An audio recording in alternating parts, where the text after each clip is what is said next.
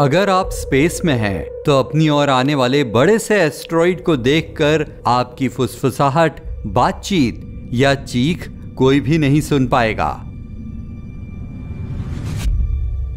ये केवल इसलिए नहीं कि आप पृथ्वी से बहुत दूर होंगे, बल्कि साउंड को ट्रैवल करने के लिए मीडियम की जरूरत होती है। साउंड्स किसी मीडियम जैसे पानी या हवा में मॉलिक्यूल्स और एटम्स के वाइब्रेशन होते हैं। हमारे कानों तक साउंड कैनाल और ईयर ड्रम के जरिए पहुंचती है। वाइब्रेशन इलेक्ट्रिकल सिग्नल्स के तौर पर हमें मिलते हैं, जिनसे हम उन्हें पहचान सकें। इंसानों द्वारा सुनी जा सकने वाली साउंड्स की फ्रीक्वेंसी 20 से 20,000 हर्ट्ज के बीच होती है। साउंड पानी में 4 गुना तेजी से ट्रैवल करता है, क्योंकि वहां मॉलिक्यूल्स हवा की तुलना में एक दूसरे के ज्यादा करीब होते हैं।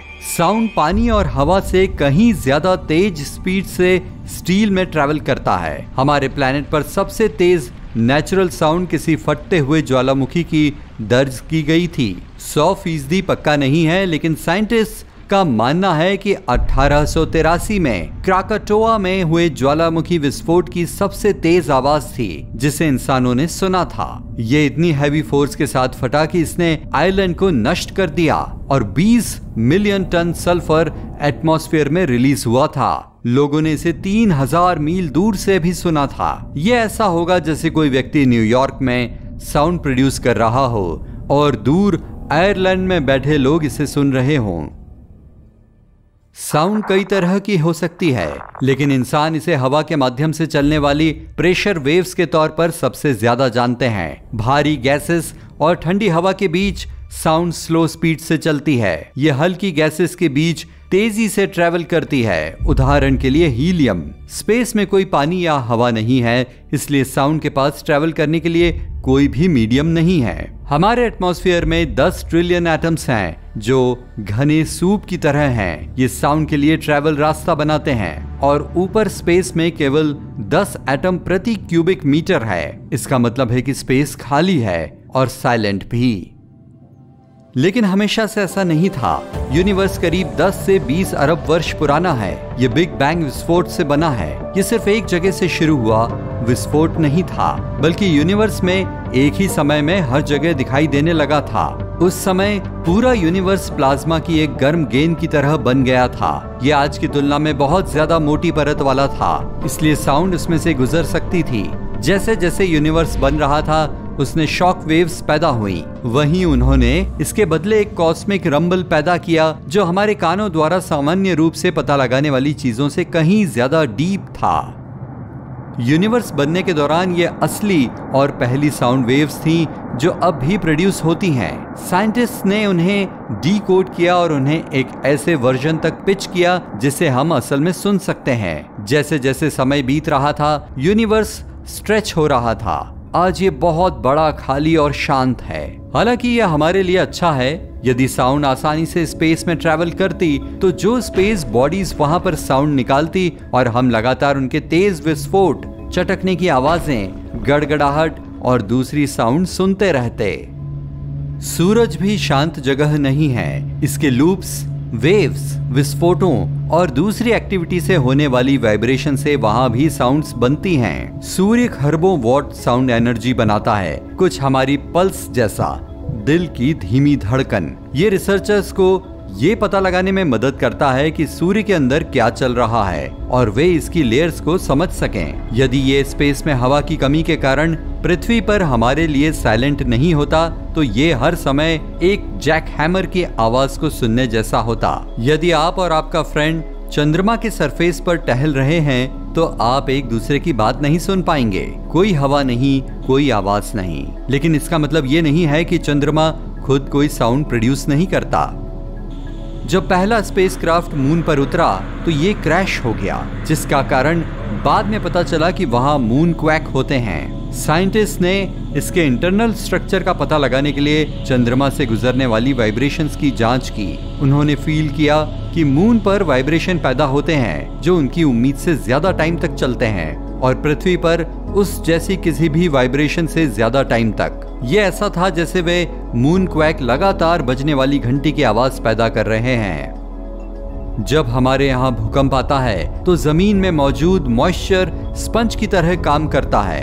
ये चारों ओर फैली वेव्स की एनर्जी को तब तक एब्जॉर्ब करता है जब तक कि उनका असर खत्म नहीं हो जाता। यही कारण है कि पानी आखिरकार भूकंप को रोक पाता है। चंद्रमा ड्राई है, ज्यादा ठोस चट्टान की तरह। मून क्वैक कम तीव्र होते हैं, लेकिन उन्हें रोकने के लिए पानी नहीं होता है, इसलिए कंपन चंद्रमा में आगे और पीछे जाते हैं। ठोस चट्टान उन्हें किसी पॉइंट पर रोक देती है, तब रिंगिंग भी बंद हो जाती है। आइए देखें कि अलग अलग प्लैनेट पर साउंड का क्या असर होता है।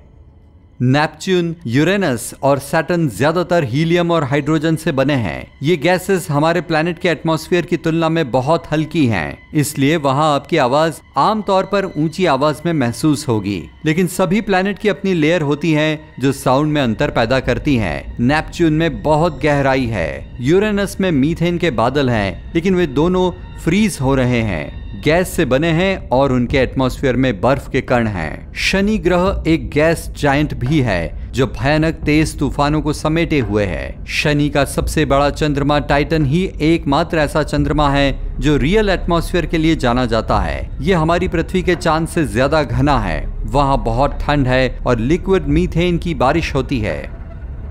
2005 में रिसर्चर्स ने वहाँ हाइगेंस स्पेसक्राफ्ट भेजा जो अविश्वसनीय ऑडियो रिकॉर्ड करने में कामयाब रहा। ये साउंड आपको जानी पहचानी लग सकती है, हवाओं की आवाज, लेकिन उसमें अरबों मील दूर टाइटन पर ही अगर आप वहां होते तो आपको वो साउंड भी सुनाई देती जो किसी झरने की याद दिलाती है, जबकि असल में ये बह रही तरल मीथेन है। जुपिटर की ओर बढ़ते हैं। इसका कोई सॉलिड सरफेस भी नहीं है, ये गैस से बना है। जितनी गहराई में आप जाते हैं ये उतनी ही घनी होती जाती है। किसी पॉइंट पर ये लिक्विड में भी बदल जाती है। वहां की सभी लेयर में साउंड अलग होता है।